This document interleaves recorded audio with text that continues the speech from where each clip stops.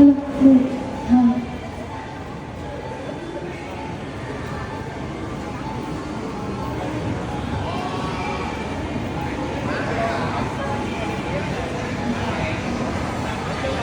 Quý vị và các bạn thân mến, Happy World Central dẫn đầu cuộc đua bất động sản ảo thuật dịp cuối năm.